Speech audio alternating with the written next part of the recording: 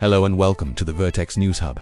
This is Vertex News Hub, bringing you a detailed and verified update on the deadly Bondi Beach shooting in Sydney, Australia, and the international investigation now surrounding the attack.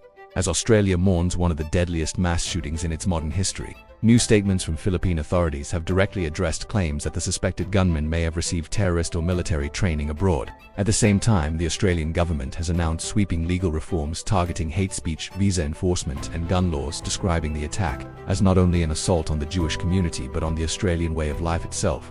Tonight we bring you the full picture from the movements of the suspects in the Philippines, to official denials of extremist training, to the charges now facing the surviving attacker and the political response unfolding in Canberra and New South Wales. The Philippine government has firmly rejected claims that the suspects involved in Sunday's Bondi Beach shooting received any form of military or terrorist training while in the country.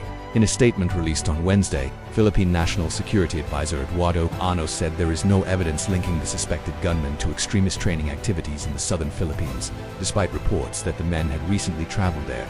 According to Ano, immigration records confirm that the two suspects, minus 50-year-old Sajid Akram and his 24-year-old son, Navaid Akram, were in the Philippines from November 1st to November 28th of this year. The pair entered the country separately, traveling via Manila before continuing on to Davao City, located on the southern island of Mindanao. Ano stated that Sajid Akram entered the Philippines using an Indian passport, while his son Navaid Akram traveled on an Australian passport. However, the National Security Advisor stressed that their presence alone does not support allegations of terrorist training, adding that the duration and nature of their stay would not have allowed for any structured or meaningful military instruction. He said, a mere visit does not support allegations of terrorist training, and the duration of their stay would not have allowed for any meaningful or structured training. Local reporting in the Philippines appears to support that assessment. According to a report by Mindanao's hotel staff in Davao City, said the two men checked in on November 1st and spent most of their time inside their hotel rooms. The staff described the pair as rarely leaving for more than an hour at a time during their nearly month-long stay. These details have been central to Manila's rejection of claims that the suspects may have used Mindanao as a training base. Ano also took aim at broader narratives describing the southern Philippines as a hotspot for violent extremism, calling such portrayals outdated and misleading.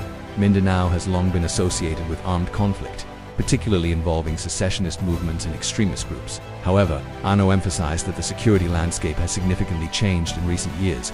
He pointed to the 2017 Marawi siege, when Israel-inspired fighters seized the southern city and fought Philippine forces in a 5-month battle. Since then, Ano said, security operations have severely weakened ISIS-affiliated groups in the region. He stated that remaining extremist elements have been fragmented, stripped of leadership, and operationally degraded, adding that the groups no longer possess the capacity they once had. Ano also highlighted the 2014 peace agreement between the Philippine government and rebel groups, which led to the creation of the Bangsamoro Autonomous Region. Under that deal, rebels dropped their secessionist ambitions in exchange for expanded self-governance and funding, bringing a degree of stability to parts of Mindanao. While Ano acknowledged that smaller armed groups still conduct sporadic attacks in the region, he insisted that claims linking the Bondi Beach suspects to organized terrorist training in the Philippines are unsupported by evidence. The Bondi Beach attack. The official response comes as Australia continues to grapple with the aftermath of Sunday's mass shooting at Bondi Beach in Sydney. The attack occurred during a Jewish community event and left 15 people dead, making it one of the worst mass killings in Australia's history. Police confirmed that Sajid Akram, the father, was shot dead at the scene by responding officers. His son Navaid Akram survived but was critically injured and placed in a medically induced coma. On Wednesday, Australian authorities announced that Navaid Akram has now been formally charged after regaining consciousness.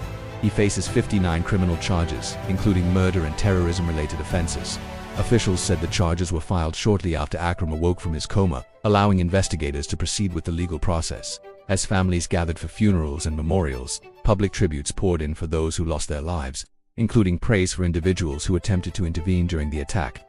Australia's political response in Canberra. The attack has prompted swift political action. Australian Prime Minister Anthony Albanese described the shooting as both a targeted assault on the Jewish community and a broader attack on Australia's values. Speaking at a news conference on Thursday, Albanese announced plans to introduce new legislation aimed at tightening the country's hate speech laws. He said the government would seek to make it easier to charge individuals who promote hate speech or incite violence, including religious preachers. New legal powers would also allow authorities to cancel or deny visas to people found spreading hatred or division. The proposed reforms would further establish mechanisms to target organizations whose leaders engage in hate speech, expanding the government's ability to intervene before extremist rhetoric escalates into violence. Albanese acknowledged a rise in anti-Semitism in Australia following the Hamas-led attacks of October 7, 2023, and Israel's subsequent war on Gaza. He said that trend had now culminated in the Bondi Beach shooting. He told reporters, "It was an attack on our Jewish community, but it was also an attack on the Australian way of life. Australians are shocked and angry. I am angry. It is clear we need to do more to combat this evil scourge, much more state-level action." At the state level, New South Wales Premier Chris Minns announced that the state parliament will be recalled next week to fast-track urgent reforms to gun laws. Minns said the government would move quickly to address gaps exposed by the attack, signaling a renewed focus on firearms regulation. Details of the proposed gun law reforms have not yet been fully outlined, but officials indicated that public safety would be the priority as lawmakers consider changes. International dimensions. The international dimension of the investigation has added complexity to the case, particularly amid speculation linking the suspects to foreign extremist networks.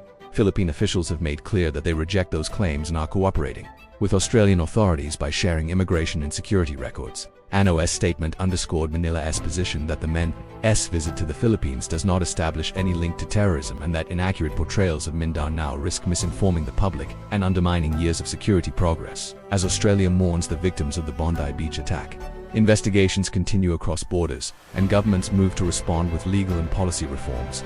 Authorities in the Philippines say there is no evidence the attackers received terrorist training on their soil. Australian officials, meanwhile, are pressing forward with charges, legislative changes, and renewed scrutiny of hate speech and gun laws. The case remains a stark reminder of the global challenges posed by extremism, misinformation, and violence, and of the far-reaching consequences when hate turns deadly. We will continue to follow this story closely and bring you verified updates as they emerge. Thank you for watching Vertex News Hub. Stay informed. Stay safe.